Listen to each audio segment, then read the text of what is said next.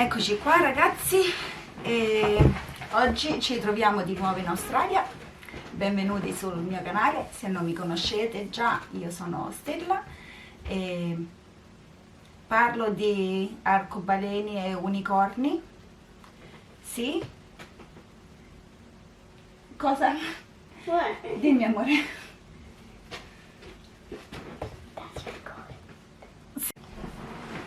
Scusate, mia figlia è entrata.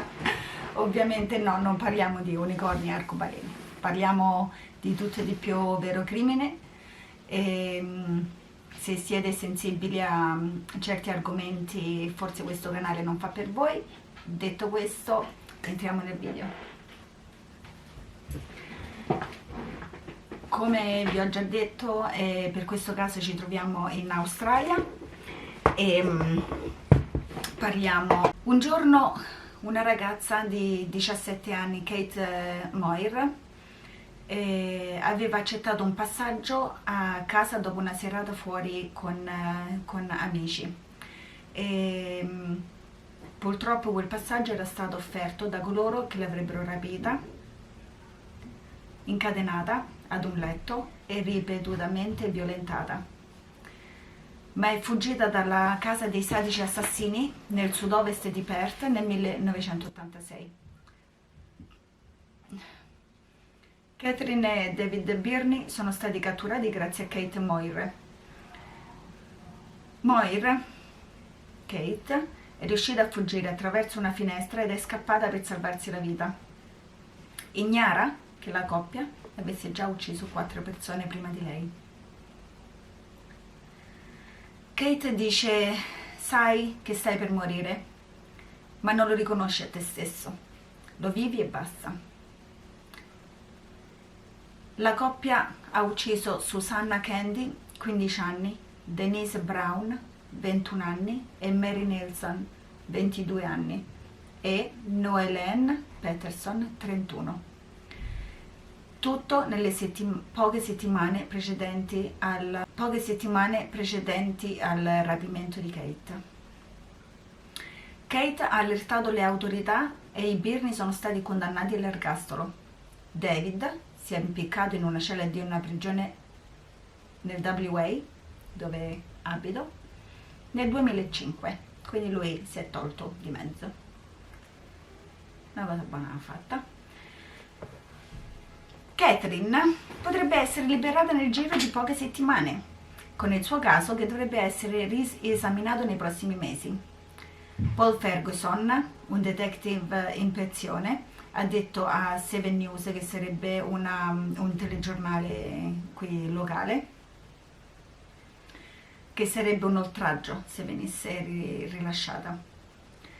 Ha detto: se quella donna avesse avuto un briciolo di decenza avrebbe fatto qualche sforzo o mostrato rimorso, ha detto. Questa donna non merita un giorno di libertà.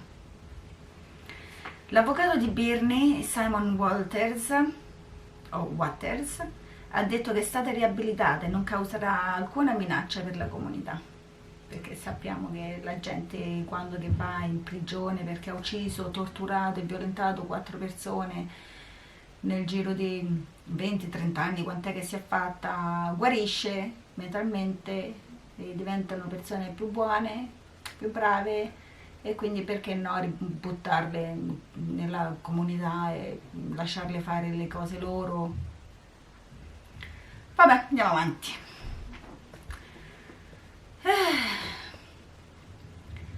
Quindi l'avvocato appunto di Catherine Birney, Simon Waters, disse: si può ragionevolmente presumere che sia stata riabilitata, quindi è difficile capire perché, mettendo da parte la pressione pubblica, non dovrebbe essere presa in considerazione per la libertà condizionale.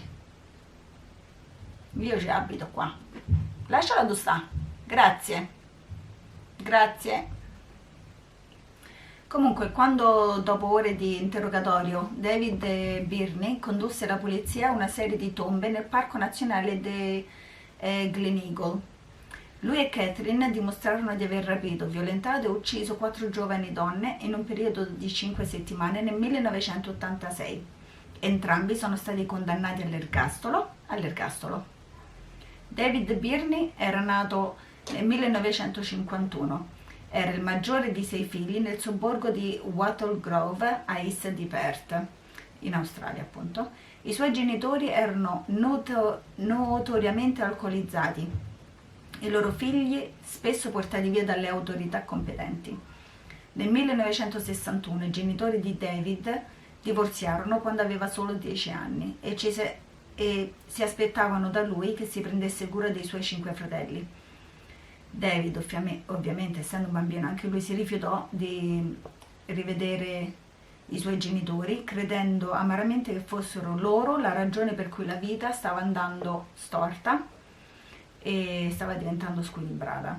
A 15 anni David ha iniziato a lavorare in un ippodromo, cercando di guadagnarsi di vivere decentemente, ma trovando i suoi crescenti bisogni sessuali adolescenziali opprimenti. Dopo essersi esposto a una giovane donna, è stato licenziato dal suo lavoro. La madre di Catherine, Harrison, che sarebbe il cognome di Catherine da nubile, morì quando lei era ancora una bambina e suo padre la portò in Sudafrica per iniziare una nuova vita. Trovando la bambina difficile da accudire, la rimandò in Australia dove avrebbe vissuto con i nonni. Purtroppo anche i nonni hanno trovato il dover crescere Catherine molto difficile e a loro volta l'hanno data ai suoi zii e loro hanno cercato di crescerla.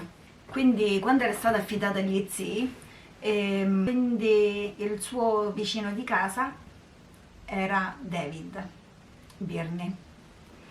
David Birney fu immediatamente conquistato da lei, una dolce e graziosa Catherine di 15 anni.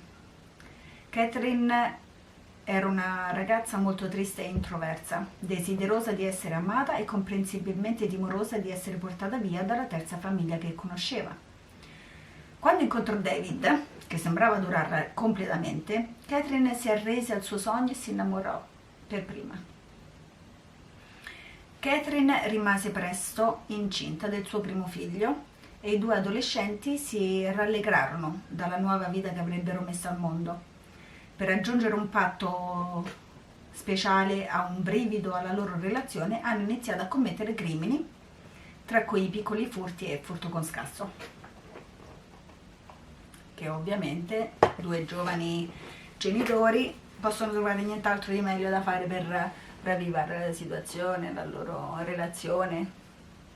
Separazione potrebbe essere una, per esempio. Non molto tempo dopo la loro follia criminale, David e Catherine sono stati mandati in un tribunale dalla polizia di Perth per 11 capi d'accusa di attività criminale, tra cui $3.000 di merce rubata e violazioni di domicilio. Perché questo è ciò che fa una coppia di adolescenti, giovani genitori che cercano il brivido. Fare un po' rafting o skysurf o com'è che si chiama, andare a nuotare con gli squali. Sarebbe andato bene anche quello volendo, solo un suggerimento, non sto dicendo che dovete farlo, però se state cercando un brivido invece di andare a saccheggiare le case dei vecchietti, magari potete andare a fare una nuotatina nell'oceano pieno di squali, giusto per dire. Quindi hanno anche ammesso di aver cercato di scassinare una cassaforte al drive-in locale. Giovani e incapaci di trovare una ragione per i loro crimini, David e Catherine non avevano alibi e si dichiararono colpevoli, perché ovviamente hanno fatto 2 più 2, se la matematica è una matematica, sta matematicando a questo punto, meno male. David è stato mandato in un istituto di correzione per 9 mesi, mentre Catherine, che era incinta grossa all'epoca, è stata messa in libertà vigilata. Quando è stato rivelato che i due adolescenti avevano commesso altri 8 reati di violazione di domicilio, David è stato mandato in prigione per 3 anni, mentre Catherine è stata concessa la libertà vigilata per 4 anni. Dopo essere evasi di prigione un anno dopo, David e Catherine non riuscivano a trattenersi. dopo essere, non penso che sia evasi, forse questa traduzione è sbagliata, dopo essere stati rilasciati di prigione, immagino. Comunque, sto leggendo perché in questo caso stavo googolando come mio solito e mi è capitata questa, non volevo fare un altro caso di serial killer australiani, vi giuro, però mi è capitato tra le mani. Che fai? Leggi, googli e poi ti ritrovi a doverlo scrivere, poi lo cerchi di fare la traduzione, ma ogni tanto escono fuori queste scuregge. Comunque, penso che sia rilasciati di prigione e non evasi, mo prendetela con le pinze, come va pare. Quindi non riuscivano a trattenersi e iniziarono a commettere altri crimini. Il primo figlio di Catherine, con David, è stato portato poi via dagli assistenti sociali. Chissà com'è, pure genitori fenomenali questi. Cioè, voglio dire, meglio di così. Comunque, dopo un breve periodo in un centro di detenzione, Catherine e David si separarono e sposarono altri partner e cercarono di iniziare una nuova vita. Una nuova vita. Oggi mi si sta impappinando la lingua su questo caso. Non lo so. Boh. Comunque. David Birney si sposò e Catherine divenne una collaboratrice domestica. Alla fine sposò il figlio della casa. Il figlio della casa. Sta traduzione l'ho fatta proprio una merda. Comunque. Alla fine si sposò il figlio della padrona di casa, immagino. Sposando quest'uomo ebbe 5 figli. Nel frattempo il matrimonio di Birney era naufragato. Forse alla nuova moglie non gli piaceva andare a fare i furti con scasso. Era noiosa. Comunque. A 21 anni Catherine viveva con il suo nuovo marito Donald McLaughlin, decidendo di porre fine alla sua vita criminale. E quindi arrivarono gli unicorni, mangiarono tutti i popcorn e andarono a vivere felici sugli arcobaleni. Dimmi. I'm hot. Togli il pantalone e mettiti il pigiama, mamma. No. Scusate, ci sono bambini in questa casa. Ovviamente cerchiamo di proteggerli il più possibile perché io non vado a fare furti con scasso. Sto qui, ho un lavoro full time e in più faccio questo come hobby e questi sono i miei 2 giorni di riposo e oltre a pulire la casa faccio anche questo. Quindi ovviamente cerco di proteggere la loro sanità mentale, non gli dico che in questi video sto parlando di persone che ammazzano altre persone, quindi andiamo avanti, scusate per quello. Quindi Catherine viveva con il suo nuovo marito e aveva deciso di mettere fine alla sua vita criminale, questo dicevamo. No popcorn, unicorni e arcobaleni. Quindi Catherine rimase a casa a pulire senza successo, perché la sua casa era sempre un merdaio. Era sporca e rivoltante. Senza una madre adeguata e una figura genitoriale che la insegnasse come prendersi cura della casa, Catherine non aveva alcuna conoscenza dell'igiene domestica. Dimostrandosi una moglie terribile, Catherine tentò di allevare i suoi 5 figli letteralmente nello squallore. Questo non lo dico io, sono le fonti, le cose che ho trovato su Google. Quindi non sto dicendo io. Comunque, il primo figlio di Catherine con McLaughlin, all'epoca solo neonato, ecco ci mancava pure il gatto, Olaf,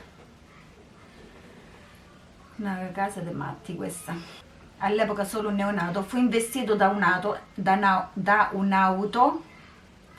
ci mettiamo pure la dislessia, oggi siamo a posto, mi serve un po' di vino. Torno subito ed eccoci, così meglio. Quindi questo bambino di pochi mesi fu investito da un'auto e morì sul colpo. Catherine ha assistito alla morte di questo bambino e ne è rimasta profondamente colpita. Per dimenticare la morte di suo figlio, Catherine si immerse in seguito nella violenza e nell'omicidio. Catherine non aveva mai dimenticato il suo primo amore, David, e presto abbandonò la sua famiglia e la sua casa per stare con David, che vedeva segretamente da 2 anni. Dopo 13 anni di distanza, Catherine e David si riunirono rapidamente. Sebbene non si sia mai sposata formalmente, Catherine prese il cognome di David e divenne sua moglie di diritto comune, non so che vuol dire. La coppia si trasferì a 3 Moorhouse Street in Willagee, appena fuori di Perth. David avrebbe potuto essere l'amore della vita di Catherine, ma David aveva un bisogno insaziabile di sesso, esigendolo 6 volte al giorno. Praticamente si mangiava dentro a qua a casa. Quando Catherine rifiutò le sue advances, David si rivolse semplicemente a suo fratello James, con il quale aveva una sorta di relazione incestuosa. Nel giorno del 21esimo compleanno di James, David diede Catherine a lui come regalo e Catherine è stata obbligata a soddisfare, quindi Catherine è stata regalata come regalo a James e David stava lì a guardare, quindi diciamo che si è soddisfatto pure lui. Si sedette e osservò la relazione e eccitato l'idea di sua moglie che facesse sesso con suo fratello. Normale. James in seguito ha ammesso alla polizia che David ha usato un ago ipodermico pieno di... non lo posso dire? Lo scrivo qui.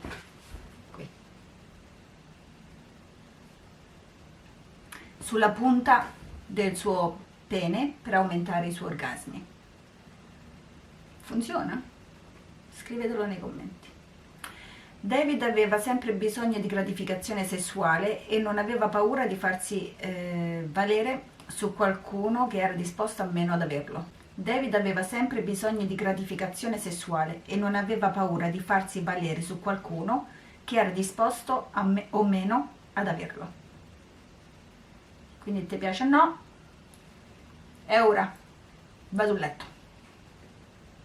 Catherine e David decisero che non lo posso dire. Catherine e David decisero che violentare le ragazze era la risposta ai loro problemi. David assicurò Catherine che avrebbero raggiunto orgasmi sorprendenti e senza precedenti guardando David violentare una donna legata e imbavagliata. Io credo che questo video verrà buttato giù subito, ve lo dico subito. Se riuscite a vederlo, congratulazioni, perché secondo me questo non passa. Ma questo ho trovato su Google, che vedevo fa? Io, se questi sono pazzi, non ci può fare un video. Comunque, andiamo avanti, tanto lo buttano giù sto video sicuro. Quindi David gli ha detto così, avrebbero raggiunto orgasmi sorprendenti se violentavano le donne legate e imbavagliate. Lei ha creduto, perché che fai? Gli credi? Ovvio. Per trovare la loro prima vittima, David pubblicò pneumatici economici sul giornale locale e ben presto una giovane donna rispose all'annuncio.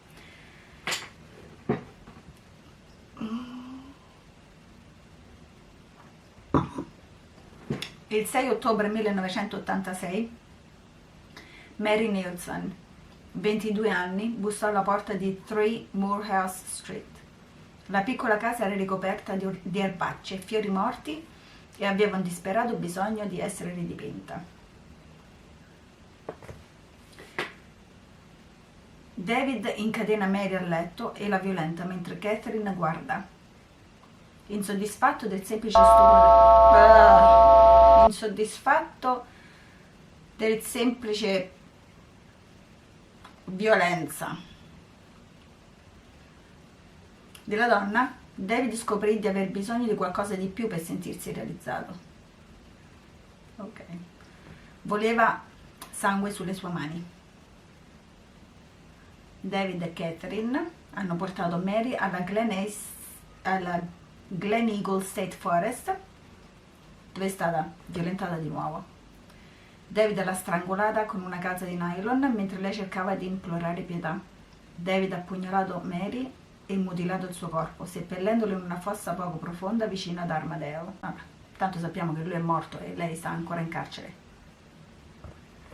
Circa 2 settimane dopo, David e Catherine andarono a prendere l'autostoppista quindicenne Susan Candy, un'eccellente studentessa della Hollywood High School e una giovane donna intelligente e piacevole. È stata tenuta prigioniera nella loro casa per diversi giorni mentre veniva violentata da David. Questa volta Catherine si è unita ai rapporti sessuali, David si è divertito al rapporto a 3, ordinandole di scrivere 2 lettere, quindi David ha ordinato Susanna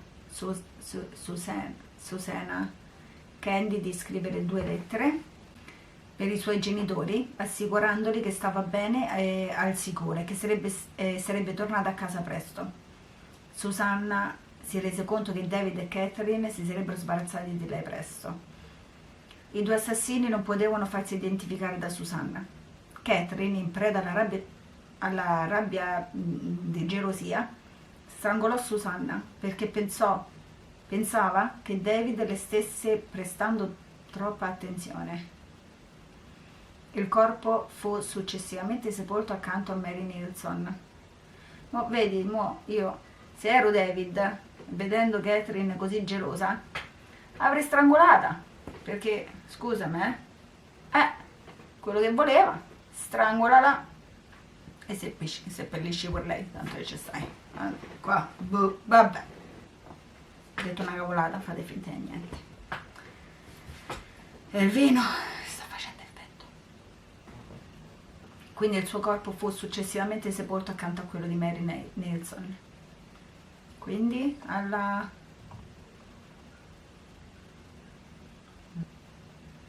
la vittima successiva dei Birney fu un'amica, la hostess di 31 anni, Noeline Peterson. I Birney l'avevano aiutata ad arredare la sua casa e lei si sentiva abbastanza al sicuro quando la andavano a prendere. Dopo che è rimasta senza benzina per strada, anche in quell'occasione, chiamò i Birney e loro lo andarono ad aiutare. Noeline era considerata dagli amici e dalla famiglia una persona estroversa e popolare, affascinante ed educata. Per un periodo di 3 giorni Noeline è stata incatenata al letto e violentemente aggredita sessualmente. Oh, ecco il termine, vedi che posso usare. Violentemente aggredita sessualmente, invece di...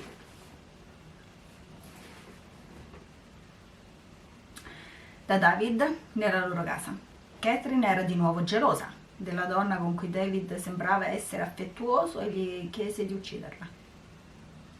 Noeline era attraente e ha estasiato David completamente. Catherine pensava a Noeline come alla donna che non avrebbe mai potuto essere e non aveva intenzione di lasciare che David la possedesse. Poiché David non poteva uccidere qualcuno che conosceva, le diede misericordiosamente una grande dose di sonniferi e aspettò finché non svenne prima di strangolarla. Quando la seppellì accanto alle altre donne uccise, Catherine la gettò nella terra in faccia come ultimo saluto alla donna che secondo lei stava cercando di rapire suo marito. Certo che ce n'è da marcio un mondo, Ma via. La quarta e ultima vittima è stata Denise Brown, 21 anni, lavorava come segretaria. È stata rapita dai Birney il 4 novembre del 1986 dopo essere stata prelevata a una fermata dell'autobus sulla Stirling Highway. Per le colleghe e le persone che mi conoscono qui in Australia.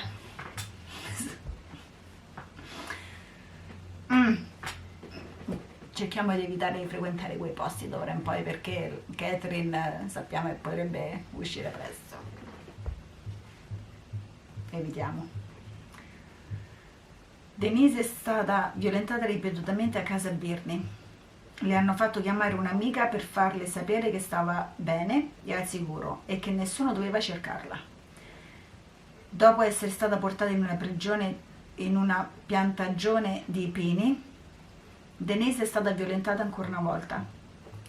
Purtroppo il coltello che usava David si era smussato e non stava funzionando come si aspettava, quindi Catherine gli ha dato un coltello più grande e Denise è stata pugnalata mentre David la violentava ancora e ancora. Tentando di seppellire in una fossa poco profonda, Denise si sedette nella tomba. Le sue ferite da coltello non furono fatali. David l'ha colpita al cranio con un'ascia. Quando si mise a sedere ancora una volta, quindi stava in questa fossa, David la stava pugnalando e quindi cadeva indietro, ma poi si ritirava su e David la ripugnalava e quindi cadeva indietro, ma poi si ritirava su fino a che David non ha usato un'ascia. David prese la testa dell'ascia, quindi la testa dell'ascia dovrebbe essere il dietro dell'ascia, non la lama, e con esse le spaccò il cranio. Denise fu sepolta ai margini della piantagione di pini di Niangara. Questo è stato l'ultimo omicidio avvenuto in un periodo di 27 giorni. Il 10 novembre 1987 una ragazza di 17 anni fu trovata mentre correva nuda e singhiozzante in un supermercato di Fremantle. Santo gatto! Fremantle ha detto alla polizia di essere stata rapita e costretta a salire in un'auto mentre camminava nella ricca zona di Nedlands. No, mi piace tanto Nedlands. Me l'hanno rovinata, ma in questo caso me l'ha rovinata. Un sobborgo di Perth. L'uomo e la donna che l'avevano presa l'avevano portata a casa loro ed era stata incatenata ad un letto e avevano avuto rapporti sessuali forzati. La donna guardò tutto il tempo, e si riferisce a Catherine, immagino. L'unico motivo per cui la giovane era scappata era stato quando David era andato a lavorare e Catherine l'aveva liberata dalle catene. La ragazza è scappata di casa dalla finestra della camera da letto. Sebbene profondamente turbata, la ragazza è riuscita a identificare l'abitazione, il numero di telefono e i volti dei suoi aggressori. Si diceva che David avesse un naso anormale, lungo e grosso, e Catherine veniva descritta come una donna bassa sui 35 anni con un cipiglio permanente e zigomi alti. Non so che vuol dire, sempre non è colpa mia, è Google traduttore cosa. Se non ha senso quello che ho detto non fa niente, ok? Andiamo avanti. Le donne scomparse provenivano da ambienti nobili ed erano evidente che erano state tutte rapite e nessuna di loro aveva un motivo per lasciare le proprie case e non tornare mai più. Il sergente Paul Ferguson fu il principale investigatore del caso e si rese conto di avere a che fare con un serial killer. Dopo la descrizione fatta dalla 17enne, Ferguson ha capito che la ragazza aveva visto con certezza i volti degli assassini, suggerendo che potesse esserci un motivo per lasciarla andare. I Birney sapevano di essere stati catturati dopo il ritrovamento della ragazza. Catherine e David sono stati portati via da casa e interrogati dalla polizia.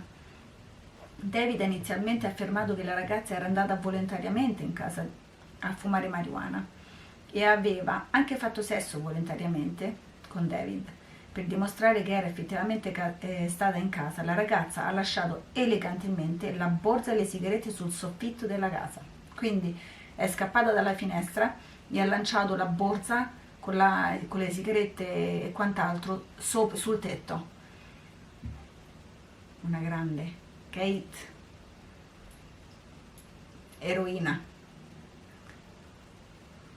David ha confessato per primo e ha fornito dettagli specifici su dove è stato sepolto ciascun corpo. ed è stato piuttosto loquace e allegro quando ha condotto la polizia ai corpi, perché a questo punto sappiamo che questi psicopatici assassini trovano gratificazione eh, a raccontare quello che hanno fatto e in qualche modo rivivono questi atti terribili. Catherine ha confessato subito dopo. Dopo essere stata arrestata, Catherine ha portato la polizia sul luogo del corpo di Susanna. Catherine, che sembrava aver perso ogni moralità e tatto, disse di Susanna: era una femmina. Le femmine feriscono e distruggono i maschi. Inoltre, con Catherine, che ora parlava liberamente, la polizia ha avuto il tempo di interrogarla e trovare qualche motivo perché fosse, se ci fosse qualche motivo per collegarla agli omicidi. L'unica ammissione di Catherine era che era stata innamorata così tanto con David da non potergli dire di no. Poi venite da me, tu dicevo io, un paio di cose. Come? Vabbè. Calcio al culo, no? Voglio lì. Come? Ah, ok. Ok, non poteva dire di no. Catherine mostrò alla polizia dove era sepolta Noe Lane, sembrando provare un particolarmente disgusto per la donna deceduta. Sputò sulla sua tomba, improvvisata davanti alla polizia. Catherine ha ammesso di aver odiato quella donna per aver affascinato suo marito. Tuo marito l'avrebbe affascinato anche un calzimorto. Anche un arancia ammuffito avrebbe affascinato tuo marito. Che schifo, per l'amor di Dio. Una studentessa 19enne si è fatta avanti dopo che gli omicidi hanno fatto notizia. Ha affermato che stavano tornando a casa dall'università quando una coppia ha cercato di dargli un passaggio. Si è sentita così a disagio che non è voluta salire in macchina, soprattutto quando ha visto quello che pensava fosse un ragazzo o una ragazza priva di sensi nel sedile posteriore. Il corpo, a quanto pare, il corpo che ha visto, che vedeste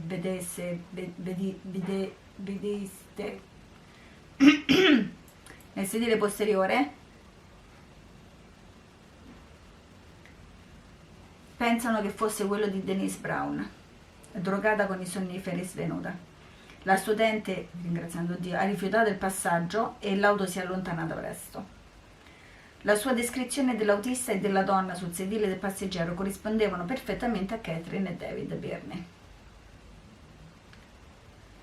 Ragazzi, ricordatevi che potete dire di no. Le persone intelligenti sanno dire di no. Se vi capita in qualsiasi cosa dove non vi sentite al sicuro, il vostro istinto vi dice non va bene, devo andare via, andate via. Persone intelligenti sanno dire di no. Quindi,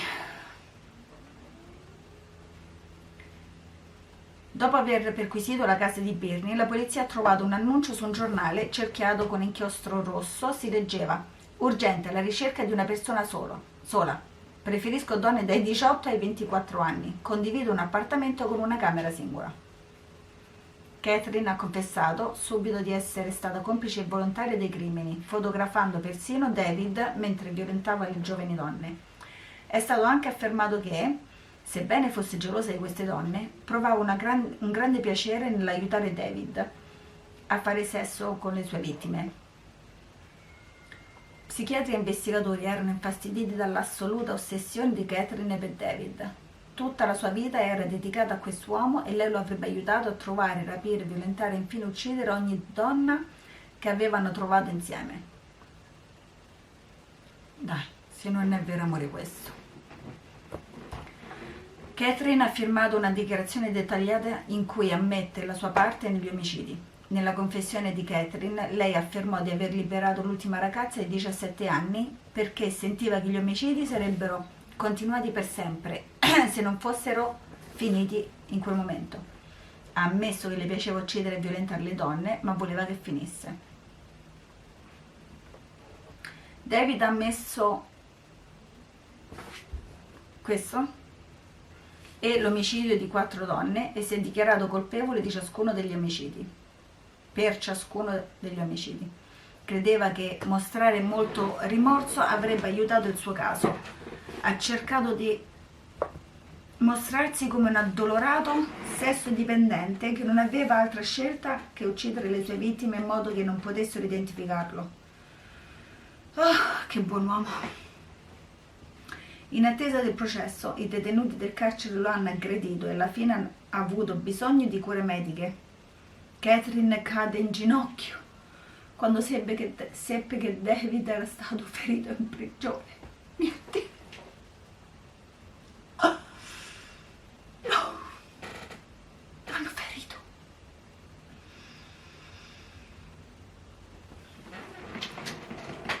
Catherine, dai, e ti aspettavi, l'accoglievano che rose? Io odio questa sedia. Ah, Dio mio, la odio. Fabio ha detto l'ha pagata pure un sacco di soldi. Io la odio, comunque.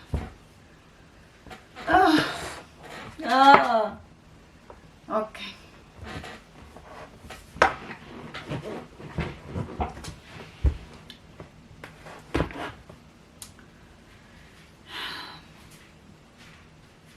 Quindi il 12 novembre 1986 Catherine e David furono processati presso la Corte dei Magistrati di Fremantle, accusati di 4 capi di imputazione di omicidio e... C'è tanto spazio qua, adesso è che mi sono messa tutto da qua, quindi lo metto qui.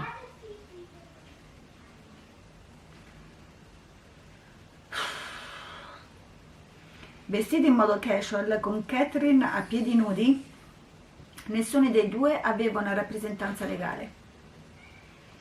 Quando le fu data la possibilità di 8 o 30 giorni prima di tornare in tribunale, Catherine guardò David e dichiarò che sarebbe andata quando sarebbe andato anche lui. I Birney andarono in tribunale il 10 febbraio 1987. Catherine combatté ferocemente con le guardie, chiedendo che non la toccassero. Quando ha visto David in aula, si è calmata immediatamente. Cioè, nel 1987 io avevo 4, 5, 6, 7, avevo 3 anni e abitavo molto vicino lì. Mamma mia, il pensiero che alcune delle mie zie, che all'epoca erano molto giovani, potevano essere vittime di questi pazzi, perché abitavano tutti qui all'epoca. Mamma mia, lo devo chiedere a zia, se ne sapeva niente, devo chiedere. Ti mando un messaggio, zia, mi devi far sapere se sapevi di questa storia di sti pazzi. Catherine combatté ferocemente con le guardie, chiedendo che non la toccassero. Quando ha visto David in aula, si è calmata immediatamente. Seduta direttamente dietro di lui, Catherine teneva la mano di David mentre la frase veniva letta. Catherine e David avrebbero dovuto scontare 4 ergastoli consecutivi in prigione, con diritto alle libertà condizionali in 20 anni. Il giudice Wallace ha detto alla corte che David Birney non dovrebbe essere lasciato uscire di prigione mai. Catherine Birney fu mandata alle prigioni di Bandiap, nel nord di Perth. Calcola che ci passo ci passo tutti i giorni davanti a questa prigione. Porca Eva! Ci passo tutti i giorni davanti a questa prigione, quando che col camion vado a scaricare. Perché vado a scaricare Red Hill. Per la gente che abita qui in Australia sa di cosa parlo. Lei sta lì, dentro. Comunque.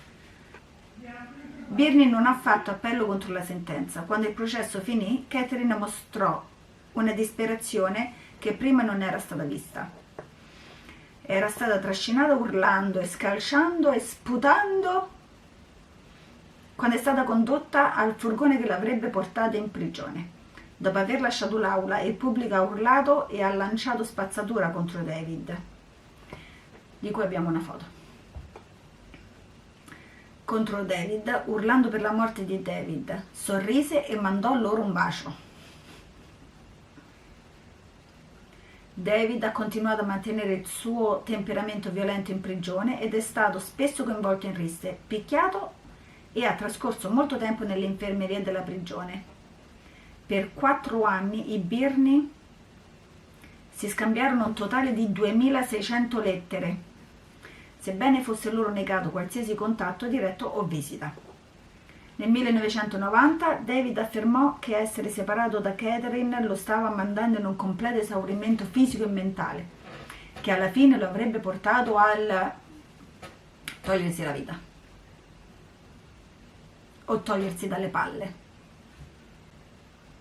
Il giudice ha rifiutato una riunione tra David e Catherine nonostante la sua frenetica supplica. Sebbene dedicato a Catherine nel 1993, il personal computer di David fu confiscato dai funzionari della prigione, dove trovarono prove di un'enorme quantità di materiale pornografico. Apparentemente David Birnie soffriva di una grave dipendenza dal sesso. No, sul serio, non l'avevo capito. Anche in prigione. L'eventuale possibilità che i Birnie venissero mai rilasciati è stata ritenuta improbabile dal procuratore generale australiano, cosa che ha reso molto pubblico. Alle 4:30 del mattino del 2 ottobre 2005 David Birnie, 55 anni, fu trovato impiccato nella sua cella nella prigione di Casuarina a Perth. Non stava al Fremantle, forse è la stessa, non lo so. A Catherine non fu permesso di partecipare al suo funerale. Le è stata negata la libertà condizionale nel 2007 e di nuovo nel 2010. I suoi documenti affermano che non sarebbe mai stata rilasciata. Solo altre 2 donne a cui era stata promessa la libertà condizionale avevano ricevuto quella particolare punizione. Persone speciali. Detto ciò, il video è finito. Assurdo, veramente, non ho parole. Quanti altri casi australiani ci sono? Io non avevo, mentre googlo, non avete idea di quante cose sto scoprendo qui dell'Australia, che dicono l'Australia è pericolosa perché per gli animali, i ragni, i coccodrilli, gli squali, i serpenti, e che altro, le farfalle, gli alberi, l'erba, tutto può ucciderti. Ma porca miseria, io di tutti questi crimini e serial killer, finché non ho cominciato a cercarli, non li avevo sentiti. Oh Dio mio, vabbè, comunque ogni mondo è paese, ogni continente, ogni stato, ogni posto comunque c'ha i suoi. E qua ce ne stanno parecchi, vi dirò, molti. Comunque, vabbè, non tanti quanto altri posti, ma ci sono interessanti. Comunque, mi dispiace se questo video sto un po' ovunque. Non lo so oggi che sono.